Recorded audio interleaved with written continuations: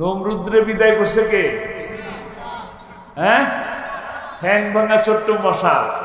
আর বাংলাদেশের যে নমরুদের নাতি ছিল, নাতনি, কি সুন্দরী, তারে বিদায় করছে কারা? ছোটরা, ছোট ছোট ভাইয়েরা বিদায় করে দিছে। ওইখান থেকে আবার বলে যে আমাকে তাড়ায় দিছে, আমি পালায় আসিনি। একদিন বলে চট করে চলে আসবে। চট করে চলে আসবেন কিনা? আসতে দিবেন? চট করে আসলে কট করে ধরবেন এবং ঝট করে ট্রাইব্যুনালে পাঠিয়ে দেবেন। কোথায় পাঠাবেন? ট্রাইব্যুনালে পাঠিয়ে দেবেন। কারণ ওই ট্রাইব্যুনালে আপনাদের প্রিয় মানুষ মাওলানা আব্দুস সোবহানকে দিনের পর দিন, আল্লামা সাঈদীকে দিনের পর দিন এই দোতলায় উঠাইছে আর নামাইছে, ঠিক কিনা? এখন একজন মন্ত্রী বলে দোতলার কথা বলে 4 তলায় উঠাই দেয়, বলে কিনা? কি করা উচিত? 8 তলায় উঠানো উচিত। 8 তলায়, 12 তলায়, কিভাবে?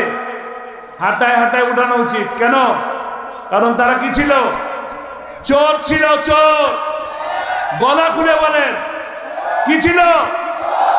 চোর। চোরের কোনো মর্যাদা আছে? সম্মান আছে? নাই। চোরের কোনো সম্মানও নাই, মর্যাদাও নাই। চোর যখন বাড়িতে চুরি করতে আসে পালায় কে? বাড়িওয়ালা না চোর? কে পালায়? বাংলাদেশ থেকে পালায় গেছে কারা? চোর লীগ। সমস্ত চোর লীগরা পালায় গেছে, গেছে কিনা? আল্লামা সাঈদীর আরো একটা কথা সত্য হয়ে গেল। কি বলছিলেন? এমনও দিন আসবে ইন্দুরের গর্ত হবে না পালাবার জন্য, ঠিক কিনা? ঠিক কথা? মিলে গেছে? মিলে গেছে। আরো একটা মিলাই দেব। তিনি বলছিলেন আমাদেরকে বলো মৌলবাদী, আমরা হইলাম মৌলবাদী। কি? তোমরা আগাবাদী। 12 কোটি মুসলমান বাড়াবাড়ি যদি করো, গোড়া ধরে নাড়া দেব। কোথায় পৌঁছাবা? কোথায়? মামুবাড়ি দিল্লি। মামুবাড়ি দিল্লি কেন বললেন?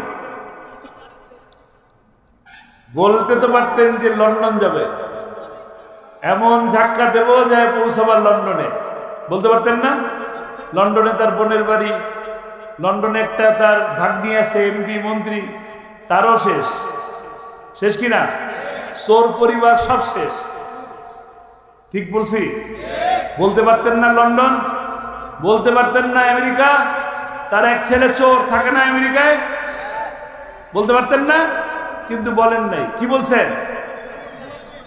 বলছেন মামুবাড়ি দিল্লি। মুজাদ্দেদের কথা, সমস্ত কথা ঠিক কথা। তিনি বলছেন দিল্লি, ভারতের দালাল যায় পৌঁছাইছে দিল্লি। ভারতের রাজাকার যায় পৌঁছেছে দিল্লি। দিল্লিতে আছেন, ভালো থাকেন। কি মামুবাড়িতে মজা কিনা? পিঠা খাওয়া যায়, আবার বাড়াবাড়ি করলে জোড়াই পিঠা। পিঠা খান মামুবাড়িতে, অসুবিধা নেই। কিন্তু বাংলাদেশ নিয়ে আর ষড়যন্ত্র করবেন না। বাংলাদেশের মানুষ কিন্তু এখন ঘুমায় নাই, ঘুমায় আছে। কি একটা বক্তব্য দিতে চাইলেন, সব শেষ হয়ে গেল, সব শেষ। 32 নাম্বার, কত নাম্বার হয়ে গেছে? 0 নাম্বার। কত নাম্বার? 0 নাম্বার। মনে রাখা উচিত ছিল এই যে আলেম আমাদের উপর অত্যাচার করতেছে, এর কঠিন বিপদ সামনে আসতেছে, ঠিক কিনা? আল্লামা সাঈদী একটা মাহফিলের মধ্যে বলছিলেন এই কথা, যে আল্লাহ আমাদের প্রতি যে নির্যাতন করা হচ্ছে, আমাদের মাহফিলের উপরে যে 144 ধারা জারি করা হচ্ছে, আমাদের নামে যে অপবাদ দেওয়া হচ্ছে, তাদেরকে জাতির কাছে ন্যাংটা করে দাও। বলছিলেন ন্যাংটা হয়ে গেছে কিনা? উলঙ্গ হয়ে গেছে, কিচ্ছু নাই। চোর চুরি করে পালায় গেছে। সারা দেশের মানুষ তাদেরকে চোর হিসাবে চেনে, চেনে কিনা? কি সারা বিশ্বের মানুষ, ভালো কথা বলছে, পাবনার মানুষ ভালো বোঝে। সারা বিশ্বের মানুষ চোর হিসাবে চিনে, কারণ বাংলাদেশের টাকা চুরি করে সেই সুইজারল্যান্ড, সুইস ব্যাংকে পাঠাইছে। আর মাইকের সামনে এসে বলে আমাদেরকে ক্ষমতা দিলে আমরা কি বানাবো, বাংলাদেশে দুবাই বানাবো, বাংলাদেশকে মালয়েশিয়া বানাবো। ক্ষমতায় যায় কি করে, কানাডায় বেগম পাড়া বানায়। আর এদের পক্ষে থাকবেন? এদের পক্ষে আর থাকবেন? কার পক্ষে থাকবেন? কোরআনের পক্ষে ইনশাআল্লাহ। কারণ কোরআনের পক্ষে থাকলেই সম্মান বাড়ে, কোরআনের বিপক্ষে গেলে মান, ইজ্জত, সম্মান কিচ্ছু থাকে না। আমাদের দেশের এই যে স্বাধীনতার এত বড় একজন নেতা, এই লোকটারে খামোখা এই মহিলা মানুষের প্রতি জোর করে ভালোবাসা আদায় করতে যায় একেবারে ডুবাই দিছে। কেউ এখন নামও নেয়, নাম নেয়। আল্লামা সাইদিকে হাসপাতালে নিয়ে আসা হলো হার্ট অ্যাটাকের কথা বলে। তিনি কি হার্ট অ্যাটাক করছিলেন? আপনাদের মনে হয়? তাকে দেখলেন যে হাসপাতালের বেডের মধ্যে কালো একটা পাঞ্জাবি পরে বসে আছে, মাথায় একটা টুপি দিয়ে। সুস্থ ছিলেন না? একদম সুস্থ ছিলেন। তাকে আমাদের কারোর সাথে দেখা করার সুযোগ দিল না। তিনি অত্যন্ত সুন্দর একটি হাসি এবং সকলকে, বিশ্ববাসীকে একটি সালাম দিয়ে দুনিয়া থেকে বিদায় নিলেন। তাকে কি, তার এই মৃত্যু কি স্বাভাবিক মৃত্যু ছিল? তার মৃত্যুটা কি ছিল? তাকে খুন করা হয়েছে, তাকে হত্যা করা হয়েছে, তাকে হাসপাতালে মিথ্যে কথা বলে নিয়ে আসা হয়েছে। আপনারা এই হত্যার বিচার চান? প্রতিশোধ নেবেন? নিবেন প্রতিশোধ? কারা কারা নেবেন?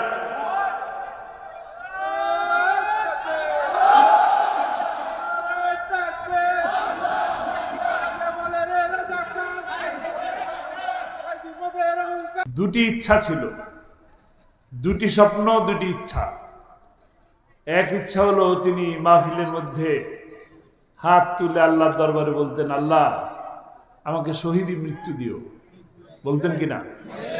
তাকে হাসপাতালে নিয়ে এসে নির্মমভাবে হত্যা করা হয়েছে, ইনজেকশন পুশ করার মাধ্যমে হত্যা করা হয়েছে, বিষক্রিয়া দিয়ে তাকে হত্যা করা হয়েছে। আমরা দোয়া করি আল্লাহ তাআলা তাকে শহীদি মর্যাদা দান করুন, শহীদ হিসাবে কবুল করে নিন। তার আর একটা স্বপ্ন ছিল কোরআনের রাজ প্রতিষ্ঠা করা। তিনি মাহফিলের মধ্যে বলতেন, কোরআনের রাজ প্রতিষ্ঠা হয়েছে, এই দৃশ্য দেখে যেন আমার মৃত্যু হয়। তাকে তো হত্যা করা হলো, তিনি দেখতে পেলেন না। এরকম সুন্দর দিন তিনি দেখতে পেলেন না। আমরা এই যে আমার এই ভাই, আমরা দুই ভাই মিলে গেছিলাম পীরগঞ্জে। কার বাড়িতে বলেন? পীরগঞ্জ কার বাড়ি? শহীদ আবু সাইদের বাড়িতে গেছিলাম। তার বাবা অসুস্থ, শহীদ আবু সাইদের বাড়িতে গেলাম। আমরা তার পিতার সাথে কথা বললাম। একটা সময় তিনি আমাকে জড়ায় ধরে কাঁদলেন আর বললেন, আমার ছেলেটা জীবন দিল, এই সময় যদি হুজুর বেঁচে থাকতেন তাহলে এই দেশের অবস্থা অনেক পরিবর্তন হয়ে যেত। আল্লাহু আকবার। উনি খুব বেশি কিছু বুঝেন না, আমি যা বুঝলাম, কিন্তু অনেক ভালো বোঝেন। যতটুকু বোঝেন অনেক ভালো বোঝেন, আলহামদুলিল্লাহ। আবু সাইদের মৃত্যুর পরে যখন দেশ স্বাধীন হলো, তখন তিনি বলেছিলেন, আপনারা আবু সাইদকে ভালোবাসেন, যত বেশি ভালোবাসেন অসুবিধা নাই, কিন্তু মূর্তি বানায়েন না। ওনার ভালো জ্ঞান আছে, ভালো বুঝেন। উনি বুঝেন কিনা? বুঝেন। কোরআনের রাজ প্রতিষ্ঠা করবে কারা? আমরা। দায়িত্ব কার? কোরআনের রাজ প্রতিষ্ঠা করার দায়িত্ব কার? আমাদের। আমরা বৈষম্য বিরোধী একটি পরিবেশ, বৈষম্য মুক্ত একটি পরিবেশ, ইনসাফ এবং কল্যাণময় একটি রাষ্ট্র প্রতিষ্ঠা করতে চাই। কল্যাণময় রাষ্ট্র কে প্রতিষ্ঠা করবে? কিভাবে প্রতিষ্ঠা করবে? এই কোরআনের মাধ্যমে, ঠিক কিনা? তা আমরা সেই কোরআনের মাধ্যমে একটি কল্যাণময় রাষ্ট্র প্রতিষ্ঠার জন্য চেষ্টা করছি। আপনারা সকলে সহযোগিতা করবেন? রাজি আছেন? সবাই রাজি আছেন? এই কয়জন মিলে করলেই হবে? আর বাড়াতে হবে কিনা? বাড়াতে হবে। একজন আরো 20 জনকে দাওয়াত দিতে রাজি আছি। একজন আরো 20 জনকে দাওয়াত দেবো ইনশাআল্লাহ। মা বোনরা যদি থাকেন তাহলে একজন 10 জন, আর ভাইরা যারা আছেন তারা একজন 20 জনকে দাওয়াত দেবো ইনশাআল্লাহ। কোথায় দাওয়াত দেবো? কোরআনের পক্ষে দাওয়াত দেবো। বিপদ আসবে, মুসিবত আসবে, কিন্তু কোরআনের রাস্তা ছাড়বো না ইনশাআল্লাহ। যদি আমরা এই কাজটা করতে পারি তবেই আল্লামা সাঈদী, মাওলানা আব্দুস সুবহান, মাওলানা মতিউর রহমান নিজামীকে যে হত্যা করা হয়েছে তার উপযুক্ত প্রতিশোধ নেওয়া হবে। প্রতিশোধ নেবেন তো? কোরআনের রাজ প্রতিষ্ঠার মাধ্যমে প্রতিশোধ নেবেন। কারণ এই মাওলানা আব্দুস সুবহান, এই মাওলানা মতিউর রহমান নিজামী, এই মাওলানা সাঈদী যারাই জীবন দিছেন কোরআনের জন্যই দিছেন, আল্লাহকে খুশি করার জন্য দিছেন, কোরআনের রাজ প্রতিষ্ঠা করার জন্যই দিছেন। সেই কোরআনের রাজ প্রতিষ্ঠা এখন আমাদের উপরে বর্তায়। কাজেই আমরা সেই কোরআনের রাজ প্রতিষ্ঠার জন্য কাদের সাথে থাকবো? কোরআনের পক্ষে থাকবো, আর শহীদী পরিবারের সাথে থাকবো। কাদের সাথে থাকবো? শহীদী পরিবারের সাথে থাকবো। কারণ আমরা এই কষ্টটা করছি, গত 13 বছর আমরা কষ্ট করেছি। 13 বছর কষ্ট করেছি। জেলখানায় যেতাম দেখা করার জন্য প্রতিবার একটা করে আইডি কার্ড আছে, এনআইডি জাতীয় পরিচয়পত্র, আর একটা পাসপোর্ট সাইজ ছবি, এই দিয়ে বসে থাকতে হতো কাশিমপুরে। ঢাকা থেকে কাশিমপুর যেতাম, 2.5-3 ঘন্টা লাগতো যেতে। আমার বৃদ্ধ মাকে নিয়ে যেতাম, পা ফুলে যেত বাসায় আসতে আসতে গাড়িতে। এরপর এই রোদ বলেন, এই বৃষ্টি বলেন, এই শীত বলেন, 2 থেকে 2.5 ঘন্টা এই মাঠের মতন খোলা একটা মাঠের মধ্যে বসায় রাখতাম। খোলা মাঠের মধ্যে 2-2.5 ঘন্টা বসে থাকতাম। এরপরে যখন দেখা করার সুযোগ দিত, মাত্র 30 মিনিট। কতটুকু? মাত্র 30 মিনিট। 30 মিনিট দেখা করতাম। কথা বলতে, তার চেহারার দিকে তাকায় কথা বলতে বলতেই তো 30 মিনিট শেষ হয়ে যেত। প্রতিবার মনে করতাম যে 30 মিনিট সত্যি 30 মিনিট দেয় কিনা, আগামীবার যাওয়ার সময় ঘড়ি দেখব। কিন্তু এমন এক চেহারা, ভিতরে যায় তার চেহারার দিকে তাকানোর পর ঘড়ি দেখার কথা ভুলে যেতাম। আল্লাহু আকবার। কিন্তু যতই কষ্ট হোক, এই যে শীতের কষ্ট, আপনারা এখন মাফলার টাফলার দিয়ে পেঁচায় শাল টাল দিয়ে বসে আছেন। এই শীতের মধ্যে তিনি একটা কম্বল দিয়ে খাট ছাড়া ফ্লোরের মধ্যে শুয়ে থাকতেন। জেলখানায় কোনো দরজা আছে? আছে? দরজা নাই, খোলা জায়গা, শিক দেওয়া, শিক। সেই শিকের ভিতর থেকে এক শিকের সাথে আর এক শিকের ব্যবধান কতটুকু? 4 আঙ্গুল। এই 4 আঙ্গুলের ফাঁক, এত বড় গেট। সেই গেট থেকে এই কনকনে শীতের ঠান্ডা হাওয়া রুমের মধ্যে ঢুকতো। কিন্তু আমরা যাই দেখা করতাম, জিজ্ঞেস করতাম কেমন আছেন।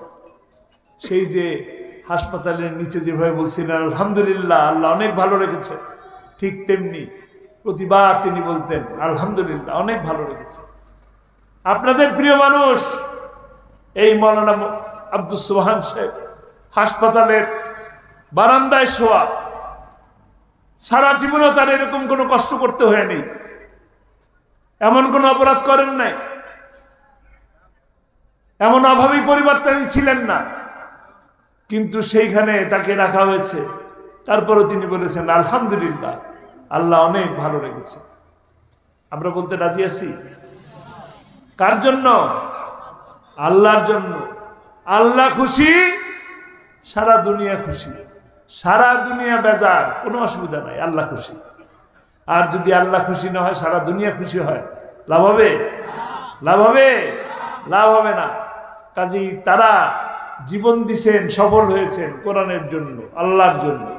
আমরা সফলতা চাই, কোরআনকে ভালোবাসি, কোরআন পড়ি, কোরআন ধরি, কোরআন মানি, কোরআন দিয়ে নিজের জীবন, পরিবারের জীবনকে রঙিন করি, তবেই নিজে এবং পরিবার এবং সমাজ সফল হবে ইনশাআল্লাহ। আল্লাহ তাআলা আমাদেরকে সে তৌফিক দান করুন।